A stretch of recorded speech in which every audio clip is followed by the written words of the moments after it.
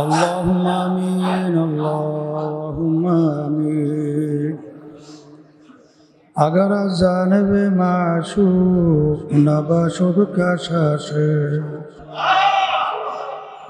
तालिब आशिक बेचारा नरसद बजाए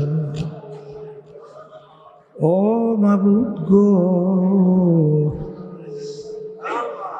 एक फोटा पानी दिए बुनियादों पे बनाया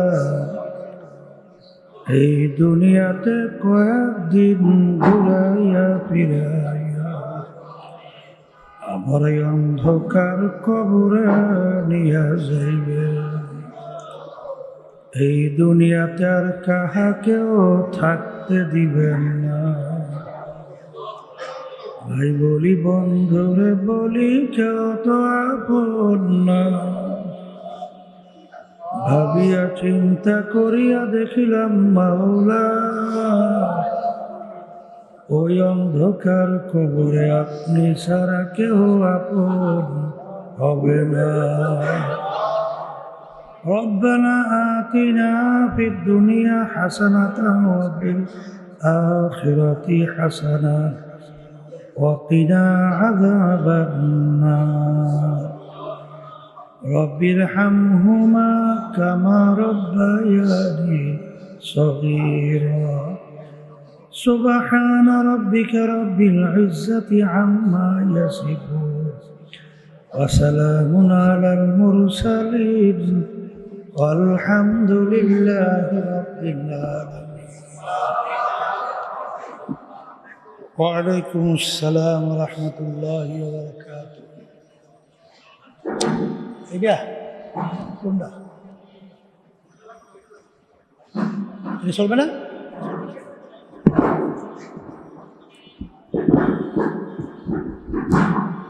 আলহামদুলিল্লাহ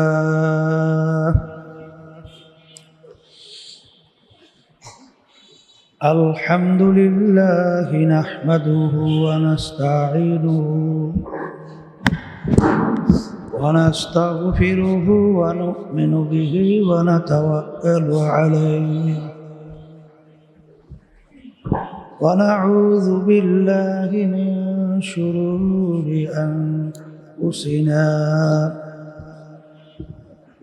من يهده الله فلا مضل له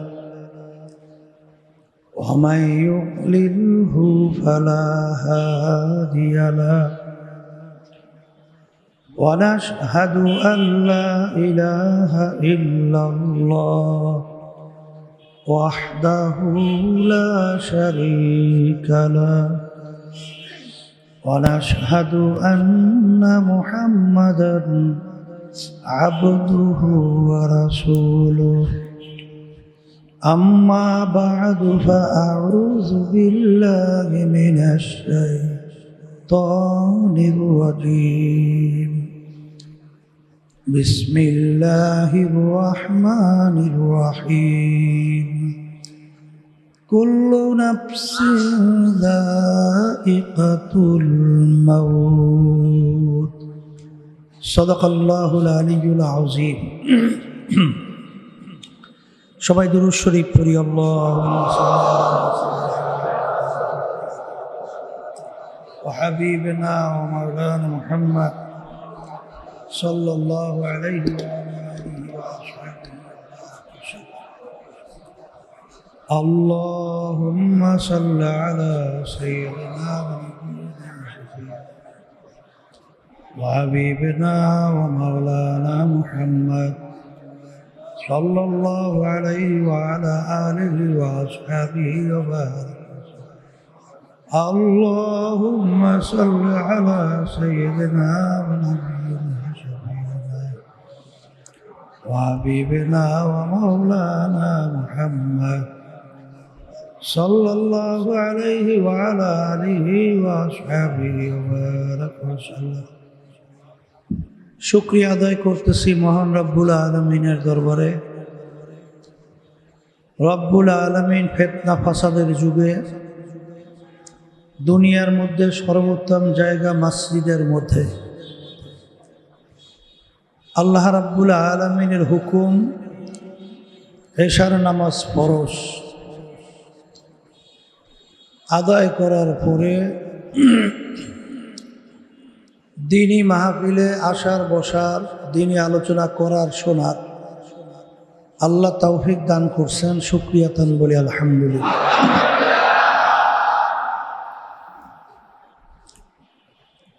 মামলা দুই প্রকার, একটা হলো আখিরাতের মামলা আর একটা হলো দুনিয়ার মামলা। দুনিয়ার মামলা যদি মানুষ একবার না 5 বারও ঠকে, আবার সেই মামলার মধ্যে আপিল কইরা জিতবার আশা করতে পারে। ম্যাজিস্ট্রেট কোর্টে যদি কেউ ঠগে, আবার জজ কোর্টে আপিল করা যায়। জজ কোর্টে ঠকলে হাইকোর্টে আপিল করা যায়। হাইকোর্টে ঠকলে সুপ্রিম কোর্ট সিঙ্গেল বেঞ্চ, সেখানে আপিল করা যায়। আবার ফুল বেঞ্চে আপিল করা যায়, প্রেসিডেন্ট কোর্ট, আন্তর্জাতিক কোর্ট, অনেক ধাপ বাই ধাপ অনেক আপিলের সুযোগ আছে। কিন্তু আখেরাতের মামলা, মৌতের মামলা, কবরের মামলা, কিয়ামতের ময়দানের মামলা, মিজান পুলসিরাতের মামলা, খোদা নাখাস্তায় একবার যদি কেউ ঠইগা বসে, দ্বিতীয়বার দুনিয়াতে এসে আপিল কইরা জিতবার আর সুযোগ আছে? আর সুযোগ নাই। ওই আখেরাতের মামলার তদবির করার জায়গা হলো দুনিয়াতে। কোথায়? দুনিয়ায় থাকা অবস্থায় আখেরাতের মামলার তদবির করার পরে আমাদেরকে রওনা করতে হবে। তা বর্তমান যুগ বাংলাদেশের মধ্যেও দেখা যায়, যেই দেশের ভিতরে 100-র মধ্যে শতকরা 92 জনের মতো মুসলমান বসবাস করে, যেই দেশের ভিতরে আলেম ওলামা তোলাবা, যেই দেশের রাজধানী ঢাকাকে বলা হয় মসজিদের নগরী, যে দেশের রাস্তার মোড়ে মোড়ে বলতে গেলে মসজিদ, জুমার সময় দেখা যায় আলহামদুলিল্লাহ মসজিদে মুসল্লি ধরে না। কিন্তু সেই দেশের ভিতরেও দেখেন এক শ্রেণীর মহিলারা নামছে, বুকের ভিতরে সাইনবোর্ড লাগায়। কি সাইনবোর্ড লাগাইছে? আমরা বেশ্যা, বুঝে নেব হেসা। তারা বলতে চায় ইসলামী নিয়ম নীতি আমরা মানি না, মানব না। এও তো বাংলাদেশের ভিতরে বসবাস করে। এই যে নারী নীতি সংস্কার কমিশনের কথা শোনে,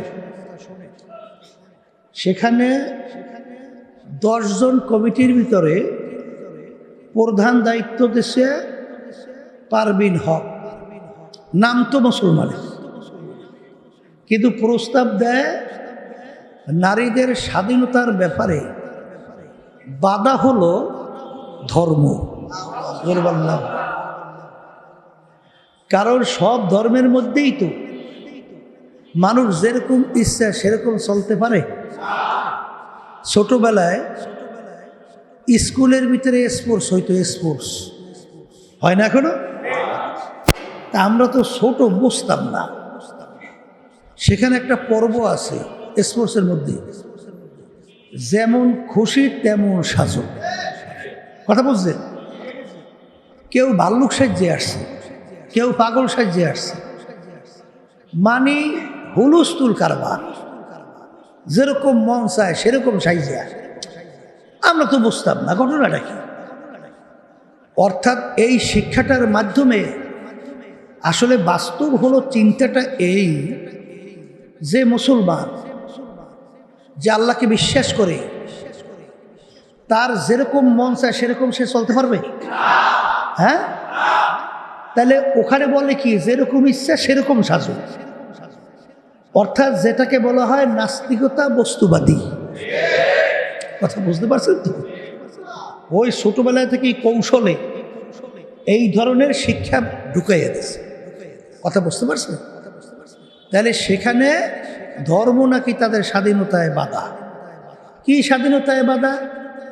এই জন্য স্লোগান দেয়, আমার দেহ আমি দেব, যাকে ইচ্ছা তাকে দেব। নাউজুবিল্লাহ। এইটা কি কোনো মানুষ, কোনো মুসলমান, কোনো ধর্মাবলম্বী এই স্লোগান দিতে পারে? তাহলে এরা তো দেওয়া শুরু করছে, কথা ঠিক কিনা? আবার আলহামদুলিল্লাহ এক শ্রেণী আবার মহিলারা পর্দা সহকারে নামছে যে আমরা মুসলমান, আমরা ইসলামের নিয়ম নীতি মানি, আর এইটাই বাস্তবায়ন থাকবে, এইটাই চাই, কথা ঠিক কিনা?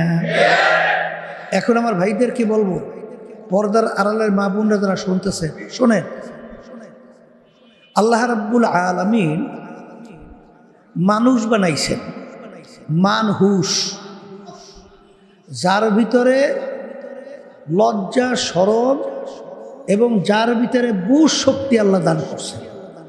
কি শক্তি? বুঝ শক্তি। বলে তা কেমন? আপনার বাড়ির পাশে গোয়ালঘরের গরুটা, ওকে আপনি যতভাবে বুঝাবেন ও কি বুঝবে? আপনি একটা আম গাছ লাগান, খুব দামি, আপনার খুব শখের, গরুকে যদি আপনি ভালোভাবে বুঝান যে তোকে তো আদর কম করি না, তোকে তো খৈর ভুসি লাগলে আরো দেব, কিন্তু আমার আম গাছটা খুব শখের, আম গাছটা খাইস না, এইটা বুঝাই টুজাই যদি ছাইড়ে দেন, আর ওর সামনে যদি আম গাছ পড়ে, ও কি খাইবে না ছাড়বে? এই বুঝোর মধ্যে আছে? হ্যাঁ? তাহলে গরু আর মানুষ কি সমান? তাহলে গরু যেরকম চলবে তুমিও সেরকম চলবা? শোনেন, আল্লাহ রাব্বুল আলামিন এই বুঝ আল্লাহ মানুষের ভিতরে দান করছে, আর এই বুঝের মাধ্যমেই মানুষ সৃষ্টিকর্তাকে তালাশ করে বের করে। বলে কেমন বুঝ? রাস্তার ভিতরে গোবর পইরে আছে, গোবর, ধারে কাছেও কোনো গরু নাই, দেখাও যায় না, কিন্তু আপনি যখন গোবর দেখবেন তখন আপনার বুঝ কি বলবে? এখান থেকে একটা গরু গেছে। গরু দেখছেন? তাই গরু না দেখে আপনি এইটা মন্তব্য করলেন কিভাবে? গোবর দেখে এই বুঝ আল্লাহ আপনাকে দান করছে, এখানে একটা গরু গেছে। তাই যারা মানুষ, তারা আল্লাহ রাব্বুল আলামিন যে সৃষ্টি করছেন প্রায় 18,000 কম বেশি মাখলুকাত, এই মাখলুকাতের দিকে তাকাইয়া মোরাকাবা চিন্তা করলেই তখন ওই বন্দাবান্দির কাছে বুঝ আসে যায় যে এর একজন সৃষ্টিকর্তা আছে, কথা ঠিক কিনা? বুঝালা মানুষ চিন্তা করবে যে আমরা সূর্যটা দেখতেছি, বৈজ্ঞানিকরা আবিষ্কার করার পরে বলছে দুনিয়ার থেকে 13 লক্ষ গুণ বড়। কত গুণ? এই দুনিয়ার থেকে 13 লক্ষ গুণ বড় সূর্য। সূর্যটা যেখানে অবস্থান করতেছে, বৈজ্ঞানিকরা আবিষ্কার করার পরে বলতেছে দুনিয়ার থেকে 9,30,00,000 মাইলের মতো দূরে আছে। তাই দুনিয়ার চেয়ে 13 লক্ষ গুণ বড় সূর্য, আর যেখানে অবস্থান করে দুনিয়ার থেকে প্রায় 9,30,00,000 মাইল দূরে, এই সূর্যটা কে বানাইল? তখন আপনার বুঝ বলে যে এই সূর্য বানাইনি একজন সৃষ্টিকর্তা, কারিগর আছে না নাই? এই সূর্যটাতে ঝুলাইয়া রাখছে, সূর্যটা যে চলতেছে, এ ঝুলাইয়া রাখা এবং চলন্য একজন রাইট নিয়ন্ত্রণকারী আছে না নাই? এরপরে যখন নাকি বান্দাবান্দি এই বুঝে দিয়া চিন্তা করবে যে আমরা তো চিন্তা করে দেখলাম যে দুনিয়ার নিয়ম যে একটা রঙের ঢঙের শ্বাস, পিঠা তৈরি করে না শ্বাস, চেনেন শ্বাস? ওই যে পিঠা তৈরি করে এক রঙের, মানে এক ডিজাইনের সাজের ভিতর থেকে কয় ধরনের পিঠা বের হয়? এক ধরনের পিঠা। আপনার মায়ের পেট থেকে 10টা সন্তান আল্লাহ বের করলো, শ্বাস কয়টা? শ্বাস কয়টা? কিন্তু 10টা সন্তান যে বের হইল, এক শ্বাস থেকে 10 রকমের সূরাতে এই ডিজাইনার, তখন আপনার বুঝ বলতেছে একজন আছে। কথা ঠিকই না? তখনই আপনার বুঝ বলতেছে এই ডিজাইনের একজন সৃষ্টিকর্তা, তার নাম হলো আল্লাহ। কথা ঠিক না? ঠিক। এটা কি গরু বুঝবে? এইটা কি আপনার বাড়ির যে কুকুর বলেন, কুকুরটাই বুঝবে? এই বুঝ কে বুঝবে? মানুষের ভিতরে বুঝ বোঝার শক্তি আল্লাহ দান করে।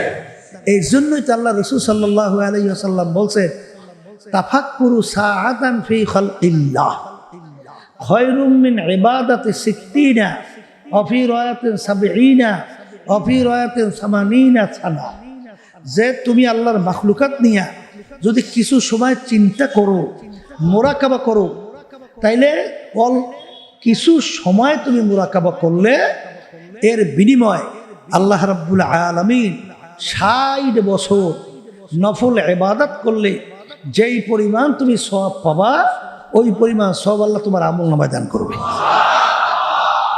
অন্য রায়াতের ভিতরে আছে 70 বছর, অন্য রায়াতে আছে 80 বছর নফল ইবাদতের সওয়াব আল্লাহ তোমার আমলনামায় দান করবে। এর কারণ কি? যখন বান্দাবান্দি তার ওই বুঝ দিয়া আল্লাহর মাখলুকাত নিয়ে যখন মোরাকাবা চিন্তা করে, তখন ওই বান্দাবান্দির কাছে এই মাখলুকের খালেকের পরিচয় এসে যায়। কথা ঠিক কিনা? মানুষ চিন্তা করবে বানাননি একজন সৃষ্টিকর্তা, বলে কেমনে? আল্লাহ রাব্বুল আলামিন বলেন যে আমার পরিচয় পাওয়ার জন্য তুই তো নিজেকে নিয়ে একটা চড়া তোর নিজেকে নিয়ে তুই নিজে মোরাকাবা কর, চিন্তা কর, তাহলে আমার পরিচয় পাবি। এই জন্য আল্লাহ রাব্বুল আলামিন কি বলছেন? অবিল আফাকি ওয়া ফি আনফুসিকুম আফালা তুবসিরুন। আল্লাহ রাব্বুল আলামিন বলেন, হে আমার বান্দা বান্দিরা, যখন তুই তোর নিজেকে নিয়ে তুই মোরাকাবা করবি, চিন্তা করবি, তুই আমার পরিচয় পাবি। বান্দা বান্দি যখন নাকি সংক্ষেপ, আমি বেশি লম্বা বলছি না, যারা নাকি আজকে নাস্তিকদের পায়খানা প্রস্রাবে পাড়া দিয়া আজকে নাস্তিকতা জীবন যাপন করার চিন্তা করতেছেন, আমি সেই বাজানদেরকে বলবো, সেই পর্দালে মা বোনদেরকে বলবো যে তুমি তোমার নিজেকে নিয়ে চিন্তা করিয়া দেখো যে আল্লাহ রাব্বুল আলামিন তোমাকে আমাকে কিভাবে সৃষ্টি করছেন। আল্লাহ রাব্বুল আলামিন তোমাকে আমাকে স্মরণ করায় দেওয়ার জন্য বলছেন যে তোকে আমি সৃষ্টি কিভাবে করলাম, তুই একটু মাঝে মধ্যে চিন্তা কর। তুই তো উল্লেখযোগ্য কোনো বস্তুই ছিলি না। কি আমরা উল্লেখযোগ্য কোনো বস্তু ছিলাম? হ্যাঁ, আমরা ছিলাম তো এক কাতরা নাপাক পানি। কথা কয় না? তাও আবার শ্বাস, আবার ভেজাইয়া। এই পানির ভিতরে তোমার আমার তো কোনো অস্তিত্ব বলতে কিছু ছিলই না। তাহলে আল্লাহ রাব্বুল আলামিন ওই পানির ভিতরে কিভাবে তোমাকে আমাকে আল্লাহ বানাইলো, কোরআনুল কারীমের ভিতরে আল্লাহ রাব্বুল আলামিন তার বিবরণ দিয়ে বলেন, ওই পানিকে আমি রক্ত দিয়ে জমাট বাঁধাইছি, ওই রক্ত জমাটের ভিতরে আমি হাড্ডি তৈরি করছি, ওই হাড্ডির ভিতরে আমি গোশত লাগাইছি, এরপর তোর মতো এই সুন্দর সুরাতে একটা মানুষ বানাইছি। হাকাসাউনাল ইজামা লাহমা, আমি তোর হাড্ডির ভিতরে গোশত লাগাইয়া ফি আহসানি তাকবীর, তোর মতো এত সুন্দর সুরতে একটা মানুষ তৈরি করছি। এখন মানুষ তৈরি করার পরে এখন আপনি দেখেন দুনিয়া সৃষ্টির পরে যত মানুষ দুনিয়াতে আসছিল এখন আছে, আমার মালিক কত বড় কুদরতে, কত বড় কারিগর। এই যে আমরা আঙ্গুলের টিপ দেই, এই যে টিপ, এতটুকু জায়গার মধ্যে আমার মাওলা ডিজাইন করছে। এতটুকু জায়গায় দুনিয়া সৃষ্টির পরে যত মানুষ আসছিল, যত মানুষ আছে, এই একটা আঙ্গুলের টিপ, এই টিপের সঙ্গে এতটুকু জায়গা, আর একটা মানুষের এই টিপের সঙ্গে পূর্ণ কোনো মিল পাওয়া যায়?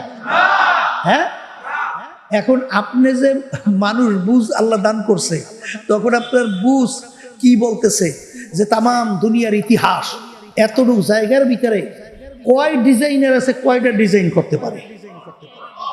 তাহলে এই যে ডিজাইন করলো দুনিয়া সৃষ্টির পরে, হাজার হাজার কোটি মানুষ দুনিয়া থেকে গেল। বর্তমানে দুনিয়ার ভিতরে শত শত কোটি মানুষ দুনিয়াতে আছে, হাজার হাজার কোটি মানুষ। কিন্তু এতটুকু জায়গায় ডিজাইনের মধ্যে একটা মানুষের আঙ্গুলের টিপের সঙ্গে আর একটা মানুষের আঙ্গুলের এই টিপের পুরনো কোনো মিল নাই। তাইলে বোঝা গেল এই ডিজাইনার, এই ডিজাইন করার একজন কারিগর আছে। কথা ঠিক না? ঠিক। তখন আপনার বুঝ কি বলে, সেই ডিজাইনার কে? আল্লাহ। এই কথা ঠিক কিনা? কিন্তু বর্তমানে নাস্তিক মনা মহিলারা এই ডিজাইনার তালাশ করিয়া পায় না। ওরা তালাশ করিয়া পায়, দেহ আমার সিদ্ধান্ত, আমার যাকে ইচ্ছা তাকে দেব। নাউজুবিল্লাহ। ওরা দায়ী করে ধর্মকে। কিন্তু এই বাংলাদেশের মধ্যে শাহজালাল রহমাতুল্লাহি আলাই, শাহপরান রহমাতুল্লাহি আলাই, এই আল্লাহর অলিরা এই বাংলার জমিনের ভিতরে বলতে গেলে ভরা, যাদের মাধ্যমে এই দিনের পরিচয় আল্লাহ রাব্বুল আলামিন তাদের মাধ্যমে সবার ভিতরে ঢুকাইয়া আজকে মুসলমানদের এই পরিবেশ আল্লাহ তৈরি করছেন। কিন্তু সেই নাস্তিকদের আশা এই বাংলাদেশে বাস্তবায়ন হতে দেওয়া যায়? দেওয়া যায়? হারামে আরাম আছে? এ কুত্তা, হারামে আরাম আছে? কোনোদিন নাই। আজ পর্যন্ত কেউ পায় নাই, কোনোদিন পাবে না। ওই আমি প্রায় উদাহরণ দিয়ে বলি, আজকেও বলি, আমার বোন লন্ডনে থাকে। সে আসছিল কয়েক বছর পূর্বে, আমাদেরকে বলতেছিল, প্রায় প্রতি বছরই আসে, আমাকে বলতেছিল যে এই লন্ডনের মধ্যে এক মহিলা বুড়ো হয়ে গেছে, বুড়া। এখন তার পাশে কেউ নাই, একবারে কেউ নাই। এখন তার একটা সাথী হলো কুত্তা। সাথে কি? এখন কেউ তার পাশে নাই, সব সময় কুত্তাটা নিয়ে সে হাঁটে, চলে, আফসোস করে, কান্দে আর বলে যে আফসোস, আমার যখন সৌন্দর্য ছিল, আমার যখন জওয়ানি ছিল, তখন আমার কত মূল্য, আমার দামের কোনো শেষ নাই, আমার মূল্যের কোনো শেষ নাই। কিন্তু যখন আমার জওয়ানি চলে গেছে, এখন আমি বুড়ো হয়ে গেছি, এখন আমার কোনো মূল্য নাই, কোনো মানুষ আমাকে জিজ্ঞাসা করে না। এখন আমার সাথী হইল একটা কুকুর। এখন বলেন তো, এই জিন্দেগির মূল্য কি আছে? কোনো মূল্য? হ্যাঁ, কোনো মূল্য আছে? আছে, আছে। ওই সিলেট গেছিলাম, সেখানে একটা লোক, আল্লাহর বান্দা, তার ফ্যামিলি সহ থাকে আমেরিকায়, বুঝছে? এখন ওই লোকটা আমরা গেলে অনেক সময় দেখা হয়, দেখা হওয়ার পর দেখি খুব খেদমত করে আমাদেরকে, আলেম ওলামাদেরকে খুব খেদমত করে। আমি একদম জিজ্ঞেস করি, ভাইজান আপনার ছেলে সন্তান কয়জন? তার ছেলের কথা বলছে 2 জন, আর মেয়ের কথাটা আর খেয়াল নাই। তা আমি বলতেছি আপনার ছেলেরা কি করে? তখন বলতেছে হুজুর বলতে পারি না। ছেলেরা কি করে? সে বলে কি, হুজুর বলতে পারি না। আমি বলি কি বললেন? মানে আপনার ছেলে আপনি বলতে পারেন না কি করে? মানে বলে হুজুর সেই দুঃখের কথা কি বলবো। ওই দেশের নিয়ম হলো, মেয়ে ছেলে যখন বড় হয়, যার মতে যেদিকে ইচ্ছে সেদিকে চলে যায়, তাকে বাপ মা বাধা দিয়া রাখার কোনো আইন নাই। যদি কোনো বাপ মা তাকে বাধা দেয়, যেরকম ইচ্ছে সেরকম চলার ব্যাপারে, তাইলে সে যদি বাপ মায়ের বিরুদ্ধে অভিযোগ দেয়, তাহলে বাপ মাকে নিয়ে জেলের ভিতরে ঢুকাই রাখে। এখন হুজুর কোথায় গেছে বলতে পারি না। আচ্ছা বলেন তো, এটা কোনো জিন্দেগি? এটা কোনো জিন্দেগি? এই জিন্দেগিকে আমরা চাই? এই পশুর জিন্দেগি আমরা চাই? এই হারামে আরাম আছে?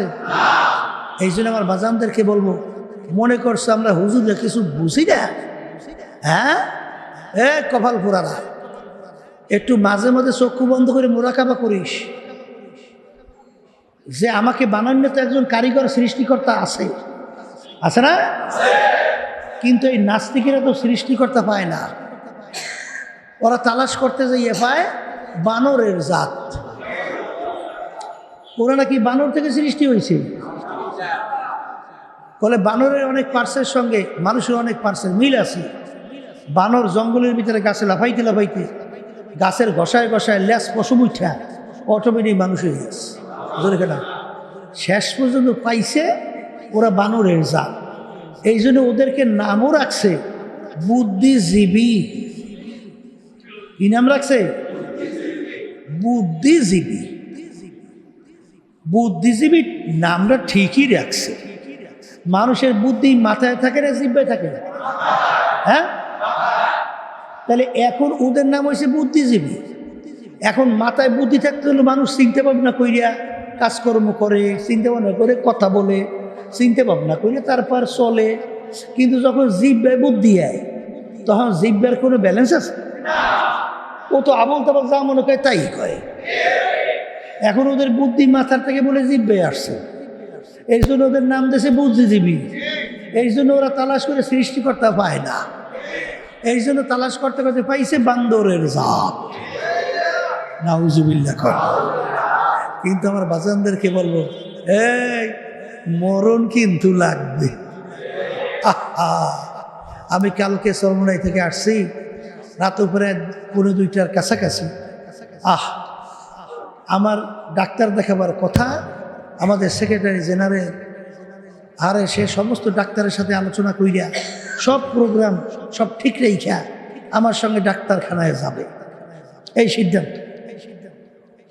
ওদিকে আমি আসার পরেই আমি সব উজু করে মনে হয় বাথরুম থেকে আসছি, বাথরুম সাইয়া হঠাৎ আমার কাছে সংবাদ বলে সেক্রেটারি জেনারেল দুনিয়াতে নাই। আল্লাহু আকবার। কোথার থেকে কিভাবে চললো, কিভাবে গেল? তাইলে দেখেন যে কার কোন সময় কিভাবে আল্লাহর হুকুম আসবে ধরো, এ তো কারো জানা নাই। তাই মরণ লাগবে তো। তাই মরণ যেহেতু লাগবে, আমি আমার বাজানদেরকে বলবো, পর্দার আড়ালে মা বোনরা যারা শুনতেছে, ভালো করে চিন্তা ভাবনা করে দেখছি, দেখেন কোরআনুল কারীম কিন্তু সত্য। 1450 বছর আগে নাজেল হয়েছে। এত ইসলামের সত্য দুনিয়া থেকে গেছে, বর্তমানে আছে। কেউ কিন্তু ভুল বের করতে পারে না, কেউ কোনোদিন পারবেও না। সেই কোরআনুল কারীম থেকে আমি প্রথম আয়াত বলছি, কুল্লু নাফসিন যায়িকাতুল মাউত। আমার মালিক বলতেছেন, প্রত্যেকটা জানদার যার রূহ আছে, একদিন না একদিন তার মৌতের শরাব পান করা লাগবে। ওয়ালাউ কুনতুম ফি বুরুজিম মুশাইয়াদা। কেউ যদি শক্ত পাথরের পাহাড় কাইটাও লুকাও, মৃত্যুর হাত থেকে লুকাইতে পারবে না। তাহলে মরণ যেহেতু লাগবে, আর দুনিয়ার জিন্দেগি কিন্তু একটাই, মামলা কিন্তু 2 প্রকার। দুনিয়ার মামলায় 1 বার 2 বার 5 বারও যদি কেউ উঠাবো, আবার ওই কাজের ভিতরে চেষ্টা করলে জিতবার আশা করা যায়। কিন্তু এই কবরের যাত্রীরা যারা মরবা, কবরে যাবা, খোদা না কাস্তা আখিরাতের মামলায় যদি একবার কেউ উঠাক, আর দ্বিতীয়বার দুনিয়াতে এসে আপিল কইরা জিতবার কিন্তু আর আশা নাই। এই জন্য আমার বাজানদেরকে বলবো, পর্দালে মা বোনরা যারা শুনতেছেন, বাজান দুনিয়ার ভিতরে যত মানুষ বিচরণ করে বাজান, আর যারা ধর্মাবলম্বী সবাই কিন্তু পরকাল বিশ্বাস করে। হিন্দুরাও কিন্তু পরকাল বিশ্বাস করে, খ্রিস্টানরাও কিন্তু পরকাল বিশ্বাস করে, অন্যান্য ধর্ম অবলম্বী তারাও কিন্তু পরকাল বিশ্বাস করে। আমরা মুসলমান, আমরাও কিন্তু পরকাল বিশ্বাস করি। কিন্তু বাজান একটু ইতিহাস পড়া দেখো, বর্তমানে একটু বাস্তবতা লক্ষ্য করো। দুনিয়ার ভিতরে একমাত্র মুসলমান জাতি চ্যালেঞ্জের মাধ্যমে বুক ফুলাইয়া গলা টান কইরা দুনিয়ার বাইচা আছে। অন্য কোন জাতি চ্যালেঞ্জের মাধ্যমে দুনিয়া টিকতে পারে নাই, কিন্তু আমার মুসলমান ভাইরা, হে পর্দার আড়ালের মা বোনেরা, আজকে মুসলমানের ঘরে জন্মগ্রহণ কইরা খোদা না কাস্তা যদি কিয়ামতের ময়দানে জাহান্নামের শিকল হাতে পায় লাগে, এর চেয়ে কপাল পোড়ার সারে জাহানে হইতে পারে না। আর দুনিয়া মাজরাতুল আখিরা, এই দুনিয়াটা হইল আখিরাতের ফসল সম্পদ কামাই করার জায়গা। এ কবরের যাত্রীরা, মরণ তো লাগবে, মরার পরে কি হবে আমার মালিক আগেই কোরআনুল কারীমের মধ্যে জানায়া রাখছেন, ফারিকুন ফিল জান্নাতি ওয়া ফারিকুন ফিস সাঈর। মরার পরে আমি মানুষগুলোকে দুইটা ভাগে ভাগ করব। এক শ্রেণীর আমার বান্দা বান্দীদেরকে তাদের আমল নামা দাড়ি পাল্লায় দিয়ে ওজন দেব, যাদের নেকের পাল্লা ভারী হবে, গুনার পাল্লা হালকা হবে, তাদের জন্য আমি এমন মেহমানখানা বানাইছি, যেই মেহমানখানার নাম হলো বেহেশত। আল্লাহ আপনি আমার জন্য, আমাদের সবার জন্য কবুল করে নিয়ে। আরে আবার আর এক শ্রেণীর মানুষ, ওদের আমল নামাদারি পাল্লায় দিয়ে ওজন দেওয়ার পরে যাদের নেকের পাল্লা হালকা হবে, গুনার পাল্লা ভারী হইয়া যাবে, আমি ওদের জন্য এমন শাস্তির জায়গা বানাইছি, যেই শাস্তির জায়গার নাম হলো জাহান্নাম। আল্লাহ আপনি আমাকে, আমাদের সবাইকে মাফ করে দিয়ে। এই কবরের যাত্রীরা যারা মরবেন বাজান, দল কিন্তু দুইটা, আর একদল জান্নাতি আর একদল জাহান্নামী। জান্নাতে কারা যাবে আমার মালিক আগেই বলছেন, ফাআম্মা মান সাকুলাত মাওয়াজিনুহু ফাহুয়া ফি ঈশাতির রাদিয়াহ ওয়া আম্মা মান খাফফাত মাওয়াজিনুহু ফাউম্মুহু হাওিয়া ওয়া মা আদরাকা মা হিয়া নারুন হামিয়া। আহারে বেহেশতে কাদেরকে আমি দেব?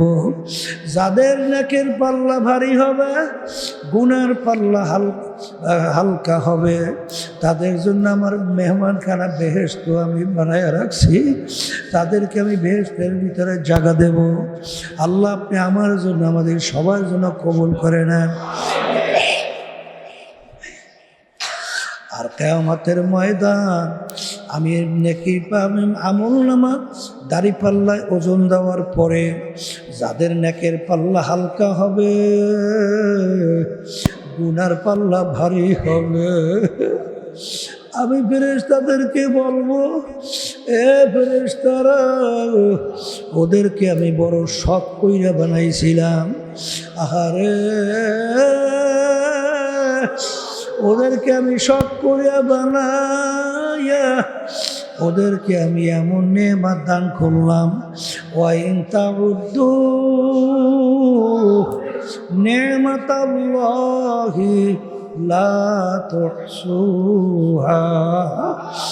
আরে আমি ওদেরকে দুনিয়ার ভিতরে পাঠাইয়া স্বাধীনতা দান করছিলাম, স্বাধীনতা দান করছি পরীক্ষা নেওয়ার জন্য, লিয়াবলুয়াকুম আইয়ুকুম আহসানু আমালা, পরীক্ষা নেওয়ার জন্যে কে আমার হুকুম অনুযায়ী চলে, কে আমার হুকুমের বিরুদ্ধাচারণ করে।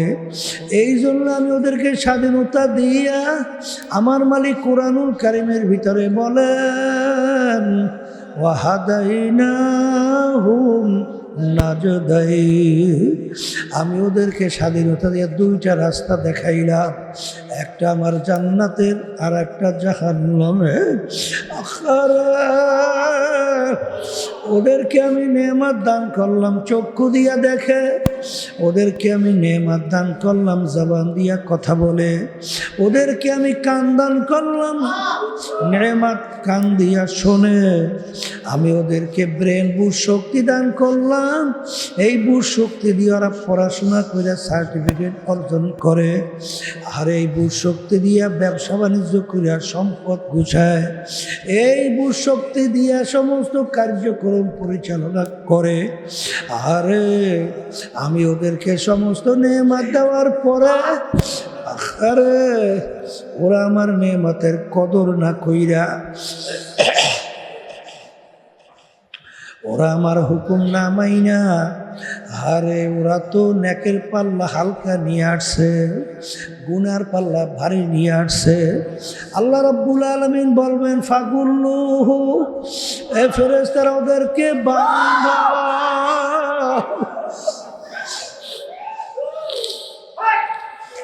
আজান কোরআনুল কারীমের ভিতরে আমার মালিক বলছেন, আমি শুনাই, ফাগুল্লুহু ওদেরকে বাঁধা মেওয়ারাইহিম জাহাল,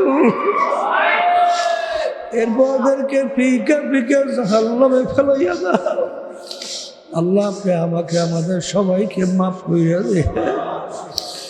আল্লাহু আল্লাহ। এই যে আমার বাজানদেরকে বলবো, পর্দারে মা বোনরা যারা শুনতেছি, কুল্লু নাফসিন যায়িকাতুল মাউত, বাজান মৌতের শরাব পান করা লাগবে, একদিন কিন্তু সাদা কাপড় দিয়া পেঁয়াজ দেওয়া। হে বড় লোক আমার বাবারা, হে ধনী আমার বাবারা, হে ক্ষমতা সম্পন্ন আমার বাবারা, কোন সম্পদের পিছনে পড়ছ, কোন সম্পদের পিছনে পড়ছ, কোন ক্ষমতার পিছনে পড়ছ? আহারে পরীক্ষা কইরা তারপর দুনিয়া থেকে বিদায় নিয়ে কবরে যাও, কারণ একবার যদি কেউ কবরে ঠগ, দ্বিতীয়বার আর দুনিয়াতে আইসা আপিল কইরা জিতবার কিন্তু আর আশা নাই।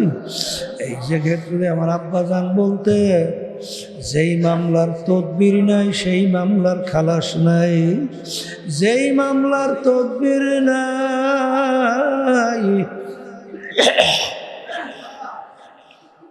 ওই মামলারও কিন্তু খালাস নাই। এই পাশের মাইকে শব্দগুলো বাড়ায় না কেন? হ্যাঁ বেটা, এই ছানবোজগুলো বাড়াও না কা? হ্যাঁ বাড়া বিষয়, মসজিদের দেও না, নেই মসজিদের বাড়াই, ছানবোজগুলো বাড়ায়, আর বাইরের শব্দগুলো বাড়াইয়া এগুলো কমাইয়া বয়ানটা মাথা ধরিয়ে যায়।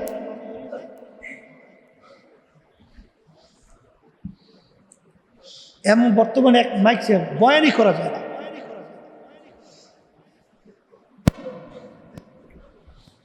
আল্লাহু আল্লাহ।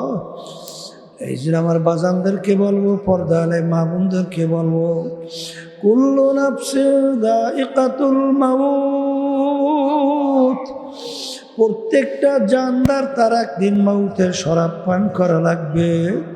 বাজান মরণ কিন্তু লাগবে। এ বড় লোক আমার বাবারা, হে ক্ষমতা সম্পন্ন আমার বাবারা, এ দুনিয়ার বিভিন্ন দলের সঙ্গে দুনিয়াদার মানব রচিত তন্ত্র মন্ত্র যারা বাস্তবায়ন করতে চায় তাদের সঙ্গে জড়াইয়া দল করো, আর পরিচয় দেয় আমি অমুক অমুক দলের অমুক। একটু মাঝে মাঝে চক্ষু বন্ধ করে মোরাকাবা করো, যেদিন তোমার ভিতর থেকে রুহটা বের হবে, এখন তাকাইয়া দেখো তোমার কোমরের টাকার চাবি কাইটা নিয়ে যায়, তোমাকে সাদা তিন কাপড় দিয়া প্যাঁচ দেয়। এখন তুমি মনকে বুঝাও যে কই আমার টাকার গরম, কই আমার ক্ষমতার গরম, কই আমার নেতাগিরি, কই আমার দলের গরম, কই এখন তো আমি একটা কাপড়ের লাশ পেঁচাইয়া পইরে আছি, কই আমার কোনো ক্ষমতা নাই। আহারে এখন দুনিয়ার সব কিছু দুনিয়ায় পইরা থাকবে, আরে আমি তো যাদের জন্য, যেই সম্পদের জন্য, যাদেরকে খুশি করার জন্যে ধরাকে সরাজ্ঞান মনে না কইরা, হারামকে হারাম মনে না কইরা, আরে ঘুষকে ঘুষ মনে না কইরা, সুদকে সুদ মনে না কইরা, ক্ষমতার বলে দলের গরমে চাঁদাবাজি টেন্ডারবাজি জুলুম কইরা, মিথ্যাবাজি কইরা, মানুষকে মাইরা জুলুম কইরা যেই সম্পদ গুছাইলা, এখন তো দেখি এত টাকা রাখবা কোথায়, কাপড়ে যে পকেট না, এত টাকা রাখবা কোথায়, কাপড়ে যে পকেট না। এ দুনিয়াদার পাগল আমার বাবারা, আমার দাদাজান রহমাতুল্লাহি আলাইহির বয়ান, দাদাজান বলতেছিলেন এক ডিসি তাদেরকে বলতে, কালেক্টর, হে কালেক্টর আপনারা কি মশারি টাঙ্গা? কলে হুজুর মশারি টাঙ্গাই কেন? কলে হুজুর মশায় কামড়ায়। দাদাজান বলতেছিলেন, কালেক্টর আপনাদেরকে তো পাহারাদাররা বন্দুক নিয়ে পাহারা দেয়, ওই বন্দুক কি মশায় ভয় পায় না? তখন কালেক্টর বলে, হুজুর মশায় বন্দুক ভয় পায় না। তখন দাদাজান বলে, কালেক্টর আজকে সাধারণ একটা মশা তোমার বন্দুক ভয় পায় না, আর তুমি যদি বেনমাজি হারাম কর, সুদ কর, ঘুষ করাইয়া আমার মালিকের কবরে যাও, ওই কবরে 99 সাপ তোমাকে ভয় করবে।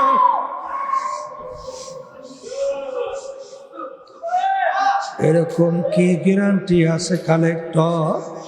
এই জন্য আমার বড় লোক বাবাদেরকে বলবো, পর্দারে মা বোনরা যারা শুনতেছেন, বাজান দুনিয়া কিন্তু ক্ষণস্থায়ী, এরা কিন্তু আরামের জায়গা না। কেউ চাইলে পায় নাই, কেউ কোনোদিন পাবে না। আর দুনিয়া দারুল মেহনে ওয়াল বালা, দুনিয়া হইলে বালা মুসিবতের জায়গা, কষ্ট ক্লেশের জায়গা। এই গরম, এই ঠান্ডা, এই শত্রু মিত্রর কোনো অভাব নাই। ছেলে কথা শুনে না, মেয়ে কথা মানে না। আখারে এরকম করতে করতে কোথার থেকে রাত্র গেল, দিন গেল, কোথার থেকে সপ্তাহ গেল, কোথার থেকে মাস গেল, কোথার থেকে বছর গেল। আখারে এর ভিতরে আয়নার সামনে চেহারার দিকে তাকাইয়া যদি দেখি কাঁচা দাড়িগুলা পাইকা সাদা হইয়া গেল। আহারে আমার পড়শিরা কোথায় গেল, আরে আমার আত্মীয় স্বজন কোথায় গেল, আমার বাপ মা কোথায় গেল। আহারে আজকে তো তাম দুনিয়ার সমস্ত কিছু দেখি, কিন্তু যারা নাকি দুনিয়া থেকে বিদায় নিয়ে কবরে আমাদের বাড়ির পাশে ঘুমাইয়া রয়েছে, কই তারা তো আমাদেরকে খবর দিতেও পারে নাই, নিতেও কিন্তু পারি না। ঠিক মন কি বুঝরে মন, এরকম একদিন তো আসবে যেদিন আমিও খবর দিতে পারবো না, আর খবর নিতেও পারবে না। এই জন্য আমার ভাইদেরকে বলবো, পর্দারে মা বোনদেরকে বলবো, আসলে যারা ইমানদার মুসলমান, আল্লাহকে ভয় করে, যারা বাজান আখিরাতকে ভয় করে, যারা গুনাহকে ভয় করে, বাজান তাদেরকে, বাজানদেরকে বলবো, এ দুনিয়াদার পাগল, দুনিয়া থাকা অবস্থায় আখিরাতের সম্বল গুছাইয়া তারপর দুনিয়ার থেকে বিদায় নিয়ে মাওলার কবরে রওনা করো। আর বাজান মুসলমান বলতেই কিন্তু মন চায় গুনার থেকে ফিরা নেকের কাজ কইরা, নেকের পাল্লা ভারী কইরা গুনার পাল্লা হালকা নিয়ে দুনিয়া থেকে বিদায় নিয়ে কবরে যাবে। কিন্তু শয়তান এবং নফস তোমার আমার পিছনে হাত পাইতে হবে বাজার। ওই শয়তান এবং নফস তোমাকে আমাকে গুনার ভিতরে লিপ্ত করায়। ঠিক বাজানদেরকে বলবো, পর্দালে মা বোনদেরকে বলবো, এই শয়তান এবং নফসের ধোঁকার থেকে বাঁচার জন্যে আমার মালিক তোমাকে আমাকে হুকুম করছে, ওয়াকুনু মা'আস সাদিকিন, তোমরা সাদিকিন বান্দাদের সঙ্গী হও। আমার বাজানদেরকে বলবো, দলাদলি বুঝি না, তোমার কবরে তুমি যাবা, আমার কবরে আমি যাব। তোমার কবরের প্রশ্নের উত্তর তুমি দিবা, আমার কবরের প্রশ্নের উত্তর আমি দেব। বাজান রে, পরীক্ষা কইরা দেখো, যারা সাদিকিন বান্দাদের সঙ্গে সম্পর্ক রাখে তাদের আমলের দিকে তাকাইয়া দেখো, দিন আর দিন তাদের দেল নাকের দিকে চলতেছে, দিন আর দিন তাদের গুনাহ থেকে আল্লাহর ফজলে ফেরতে পারতেছে। বাজান তাদের আগে চোখে পানি ছিল না, এখন তাকাইয়া দেখো, যখন গুনার কথা মনে করে তখন পানি ঠেকাইয়াও রাখতে পারে না। তখন দিলটা নরম হইয়া মালিকের দরবারে আকুতি বিনতি কইয়া কান্দে আর বলে, হে আমার দয়ার মালিক, তুমি যদি আমাকে মাপ নাই করো, ওই অন্ধকার কবরে আমি একা কেমনে থাকবো রে। আর মাঝে মাঝে মনকে বুঝাও, ওরে মন, আজকে তো চক্ষু খোলা দুনিয়ায় কত বাহাদুরি কইরা চলি, কিন্তু তোমার জন্য যে ঘর তৈরি হবে, এমন ঘরে যাইতে হবে, যাই ঘর নাই বাড়ি, এমন ঘরে থাকতে হবে, যেই ঘরে নাই সাথী, এমন ঘরে যাইতে হবে, যেই ঘরে নাই বাতি, এমন ঘরে থাকতে হবে, যেই ঘরে নাই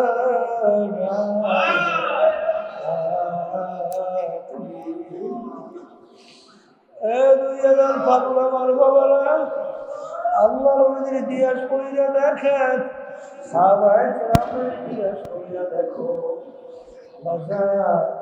তারা কিন্তু কাঁদতে কাঁদতে মাওলার কবরে চলে গেল। আর গুনার পর গুনাহ কইরা যাইতেছে, ও একটু চোখেও পানি আসে না, একটু চক্ষু ঘোরা দেখাও হয় না। এই মামলার তদবির নাই, ওই মামলারও কিন্তু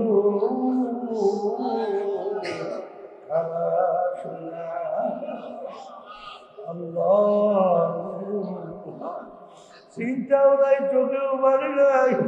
শেখ সাদি রহমাতুল্লাহি আলাইহি মালিকের দরবারে হাজারি করে আর বলে, কারিনা বেবাক সাহেবার হালামা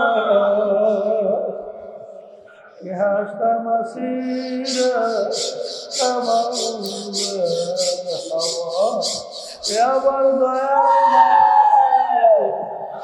আপনার তো আমার দিকে দরমা করে তাকাইয়া দেখে,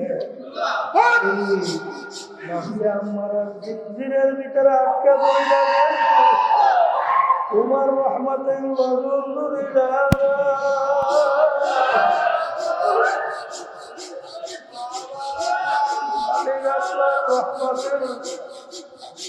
রহমতের নজর যদি না তাকাও, মালিক শয়তানের গোলামদের ধোঁকার থেকে আমাদের বাঁচার কোনো উপায় নাই। এই জন্য হাতটা মাথা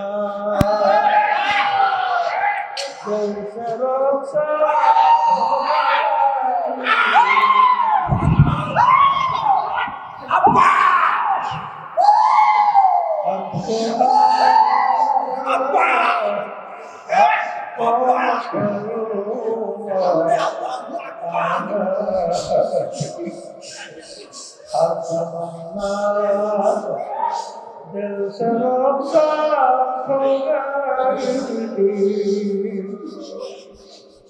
अब तो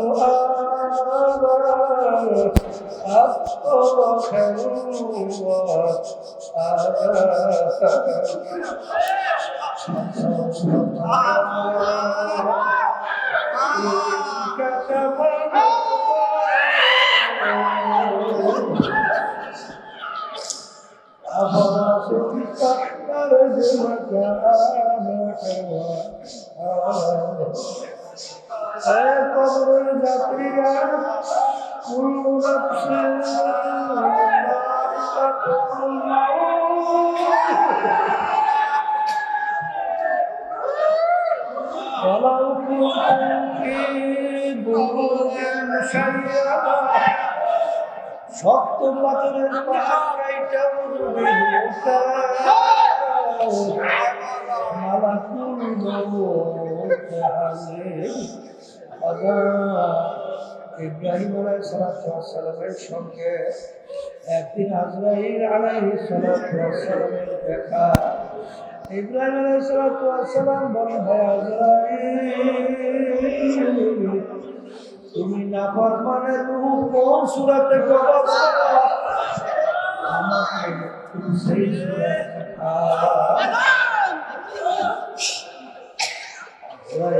আল্লাহর খলিল আপনার পুরুষ থাকবে না। আমার মালিক জিজ্ঞেস করে,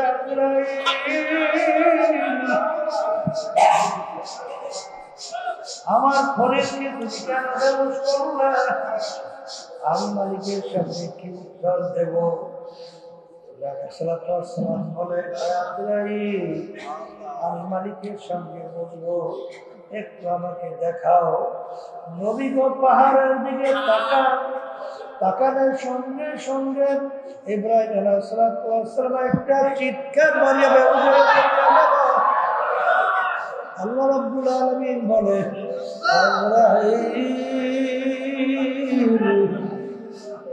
আরে আমার মুমিন বান্দা বান্দি রূহ যেই সূরাতে কবজ করো, ওই সূরাতে আমার খলিলের সঙ্গে দেখা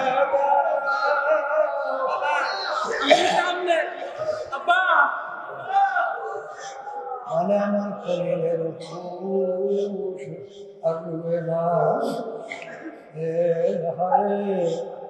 যদি নেকের পাল্লা হালকা করে তোমার পাল্লা ভারী কইরা যদি মৌতের বিছানায় পেটখানা ভাসাও, আজরাইল আলাইহিস সালাম আসবে, তার মাথা আসমানে পাও, তার জমিনে একাদ মাসে গিয়ে একাদ মাসে দুনিয়া জোড়া নীল রঙের মতো দিঘির মতো শরীরের ভিতরে লম্বা লম্বা কালো কালো কতগুলা